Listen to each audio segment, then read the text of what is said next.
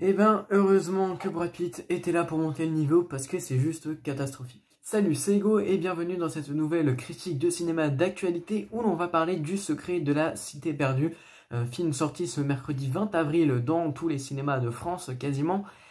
C'est un film que je suis loin d'avoir apprécié, bien au contraire. Je dirais qu'on a affaire au Venom 2 de cette année. Euh, et les mots sont peut-être un petit peu forts, c'est vrai, je vous l'accorde, mais quand même, ça faisait longtemps que je n'ai pas eu une expérience aussi désagréable au cinéma. Je me demande vraiment pourquoi je ne suis pas parti au milieu du film. Vraiment, je suis resté jusqu'à la fin, mais c'était vraiment pour vous sortir cette critique mais parce que j'avais vraiment pas envie de rester, si ça ne tenait qu'à moi, je serais parti dans les 20 premières minutes du film, tellement bah, c'était désagréable. Je parle pas forcément de la forme, mais de tout aussi, le fond du film, hein, sur l'ensemble même de ce film. Et le seul truc qui vient le sauver, c'est littéralement Brad Pitt, c'est, on va dire, la seule scène où on va le mettre en valeur, le seul moment où il est dans le film, qui est un moment assez court quand même, c'est le seul point positif du film, mais on en reparlera plus tard. Pour la faire courte sur le synopsis, donc Angela, une écrivaine de romans d'amour, cherche à promouvoir son nouvel ouvrage lorsqu'elle se fait kidnapper par un riche millionnaire ou milliardaire, on ne le sait pas trop, en quête d'un trésor perdu. Lorsqu'elle disparaît, ses amis partent à sa recherche, notamment le célèbre Dash, héros sur les couvertures des romans de l'autrice. C'est un film, je dirais, d'aventure, mais également une comédie, blockbuster. On ne sait pas trop quel est le genre principal du film, même si on essaye de nous mettre tant bien que mal en avant le fait que c'est un film d'aventure, mais alors là c'est totalement foiré, on en parlera un petit peu plus tard dans cette critique, mais c'est vrai qu'il n'y a pas vraiment de genre à titrer, mis à part un blockbuster pas très honnête, l'histoire de divertir le public et de se faire plein d'argent. Mais sinon, à part ça, il n'y a rien d'intéressant à retenir de ce film. Et enfin, comme je le dis, c'était vraiment désagréable. Et en termes de scénario, on n'a pas grand-chose de très intéressant. C'est très pauvre et bah c'est vite expédié parce que ce qu'on cherche à mettre avant tout en avant, eh bien c'est le côté humour du film qui ne fonctionne pas très bien. En fait, j'ai pas trouvé ça drôle, je dirais limite qu'en fait ça m'a saoulé en fait. À chaque fois on était dans des blagues qui étaient surenchéries par les acteurs, déjà des blagues qui à l'initiale n'étaient pas extraordinaires et pas vraiment drôles, et bien on va surenchérir là-dessus et à chaque fois qu'il y en a un qui fait une blague, bah t'as l'autre qui va la surenchérir, etc. Et vraiment il y a un moment où ça devient juste saoulant, où je n'ai pas apprécié du tout ceci parce que bah c'est rien de marrant. Et ça devient gavant en fait, tout le temps la blague de répétition, c'est toujours la blague qui est pas drôle. On fait souvent des blagues de cul, des blagues un peu tendancieuses qui sont pas forcément adaptées au jeune public. Parce que bah aussi on essaye d'attirer le jeune public, parce que ce soit au niveau des dialogues ou eh bien du reste hein, des blagues qui sont écrites, eh bien c'est quand même très enfantin et ça ne fonctionne pas vraiment pour moi. Et bah surtout quand tu viens mélanger ces blagues très enfantines, très comiques type dessin animé avec eh bien des blagues un petit peu tendancieuses, ça ne fonctionne pas et ça devient surtout quand tu les surenchéris à chaque fois, bah j'ai vraiment pas trouvé ça drôle, j'ai pas vraiment apprécié ce type d'humour. Ensuite, en termes de violence, alors il y en a dans le film, mais alors c'est un petit peu comme Marvel le fait, c'est-à-dire que c'est violent sans l'être. Hein, c'est loin d'être gore, quoiqu'il y a une scène qui l'est quand même. Et justement, bah, cette scène, elle vient casser à elle seule le côté grand public du film, parce que si un enfant tombe dessus, bah, je suis pas persuadé qu'il le prenne bien. C'est une scène un petit peu, on va dire pas gore, mais une scène un petit peu sanglante, et assez percutante, assez dérangeante. Donc je pense pas que ce soit bien pour un jeune public. Néanmoins, c'est quand même assez problématique parce que bah on essaye de tout marveliser avec cette violence qui n'en est pas une violence assez édulcorée et même si ça passe bien parce que bah, c'est le seul moment de gloire de Brad Pitt et c'est lui qui vient sauver tout le film avec cette scène, c'est assez ingénieux par moments et assez subtil en termes de combat et de chorégraphie, mais voilà, c'est le seul truc intéressant dans le film. Et en termes de grandes scènes d'action, bah, dans tout le film, on n'en a qu'une seule. Après, ça va se tirer dessus plus ou moins fort, mais c'est tout. Alors, je ne sais pas de quoi je parlais avant cette coupure, mais il me semble que j'avais parlé des violences dans le film et de la présence de Brad Pitt. Alors faut savoir que les violences dans le film, donc elles sont gérées par Brad Pitt et assez bien gérées. Le problème c'est que Brad Pitt on s'en débarrasse très rapidement dans le film et on le passe un petit peu à coup de Kleenex, c'est-à-dire ben, on te prend, on t'utilise et on te dégage parce que tu ne sers plus à rien. Alors même si on va le revoir sans spoiler en scène post-générique, parce que bon c'est pas non plus une scène post-générique de ouf, hein, mais on va le revoir en scène post-générique et là encore il va mettre bien en avant le film, mais c'est tout, en fait on va vite s'en débarrasser et toutes les scènes post-génériques qui passent, enfin toutes les scènes d'action pardon qui passent après l'arrivée de Brad Pitt, elles sont vraiment, je dirais pas mauvaises, mais vraiment sans plus, vraiment avec aucun intérêt. En plus de ça, on a voulu donner un côté aventure au film. Euh, une côté chasse au trésor comme l'a fait Uncharted, mais en beaucoup moins bien, là où ce dernier il avait amené des concepts intéressants, bien que mal fait, hein, il se foirait totalement Uncharted à travers les concepts d'investigation qu'il faisait. Là il est quand même beaucoup mieux que dans La Cité perdue, parce que euh, ce qu'on aime dans les films d'aventure, c'est le côté exploration, mais c'est aussi le côté un petit peu investigation. On va enquêter pour essayer de savoir où est le trésor. Là, ce côté enquête, ce côté investigation, on n'y a pas beaucoup droit. En fait, il est pris et il est un petit peu, voire totalement bâclé parce que, comment dire, il y a pas d'enquête en fait. On nous dit à un moment donné dans le film, ok, le trésor il est là, et ça s'arrête là. On va pas chercher plus loin, on va pas chercher à enquêter. C'est juste, on nous dit, ok, le trésor est là, et puis basta, on prend, on fait avec ce qu'on a. Mais il n'y a rien de novateur, il n'y a rien d'enquête, on va dire, il n'y a pas d'enquête derrière. Et du coup, ça fait qu'on s'ennuie rapidement en termes de films d'aventure. Il n'y a pas grand-chose à suivre, en fait. Et c'est assez dommage, parce que c'est très mal expédié. Et surtout que les personnages savent déjà approximativement où se trouve le trésor. Et c'est assez désolant. Et pour être plus précis, en fait, ils cherchent pas vraiment un trésor, ils cherchent un tombeau contenant un trésor. Et là encore, on nous dit que ce tombeau, il appartient à quelqu'un, mais on ne sait pas à qui, on ne sait pas de quelle civilisation, on ne sait pas si c'était un roi, un prince, un maître religieux, peu importe. Vu que c'est dans la jungle, on pense que c'est un lien avec les Aztecs ou quelque chose comme ça, mais on ne nous le précise pas, on ne donne aucun contexte par rapport à ce tombeau. En fait, ce qu'on nous donne, c'est juste, il y a un trésor à cet endroit, et il faut aller le chercher. Et je trouve ça assez dommage.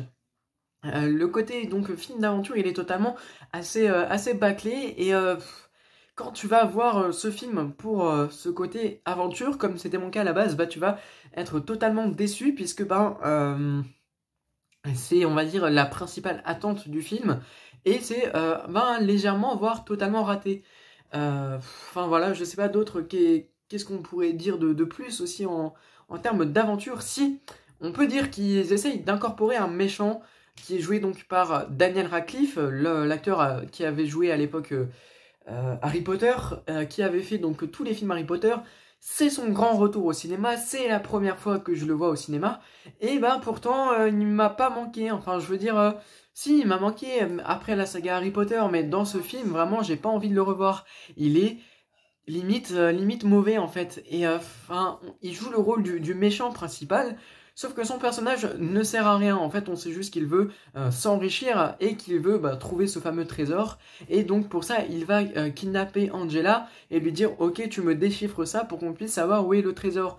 Sauf que déjà il va la kidnapper alors qu'il n'y avait pas forcément besoin de la kidnapper. Si tu pouvais tout simplement aller l'approcher, tu lui dis ok j'ai un chèque pour toi, je suis millionnaire, tu me déchiffres ça et on va chercher le trésor ensemble.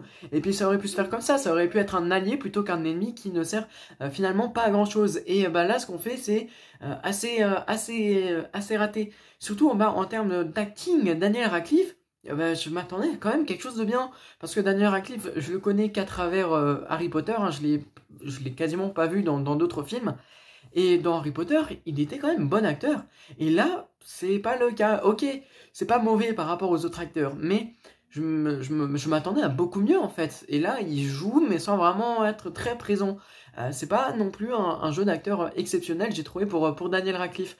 Et c'est dommage pour un acteur que j'apprécie autant que lui, que j'apprécie autant sa saga qu'il l'a fait connaître. C'est dommage qu'il y ait des films comme ça qui viennent le ruiner, surtout que je les ai pas vus, mais on m'a aussi beaucoup parlé de la suite, de l'après Harry Potter pour Daniel Radcliffe, où il a fait beaucoup de films d'horreur et de choses comme ça, et on m'a dit qu'ils étaient très mauvais.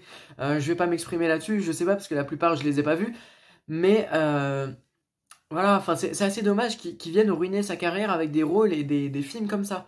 Enfin, ouais, comme je l'ai dit, c'est dommage, et surtout que son personnage n'a aucun intérêt en tant que méchant. Mais bon, comme j'ai dit, ce n'est loin d'être le pire acteur du film, parce que ce rôle, il est attribué à Channing Tatum et Sandra Bullock, qui sont les têtes d'affiche de ce film. Oui, oui, sérieusement, je m'y attendais pas. Alors, Channing Tatum, c'est pas forcément un acteur que j'apprécie, Sandra Bullock non plus, surtout après les derniers films qu'elle a fait.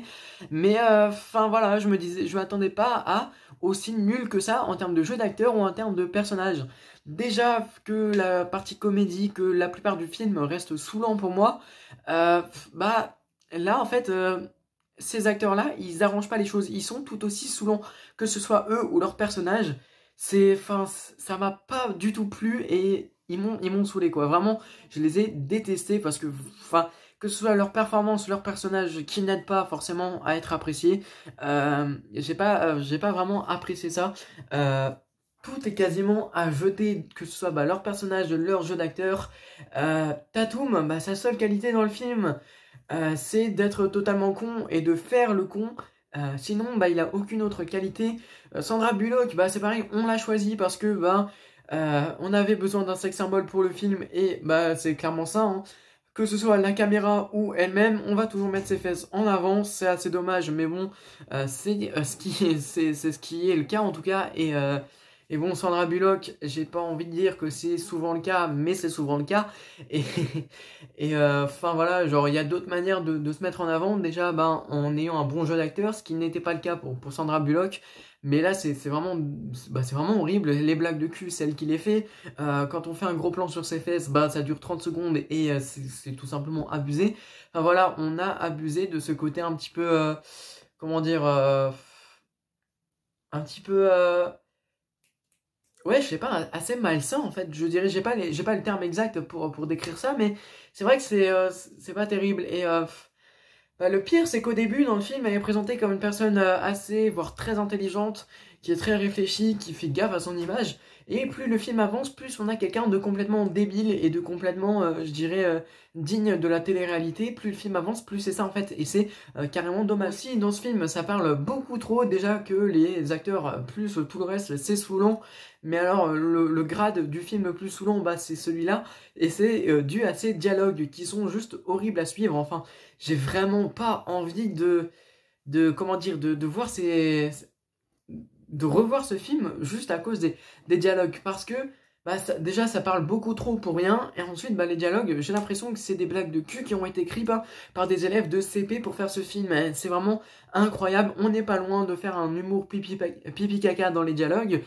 Enfin, c'est juste horrible. Il y a des dialogues qui n'ont ni queue ni tête. Ça n'a parfois même aucune cohérence. Et enfin, il y a rien de joli en fait. Il y a rien de beau dans ces dialogues. Il y a aucune dramaturgie. Enfin, voilà, si vous avez le courage d'aller voir le film, rendez-vous compte de ça.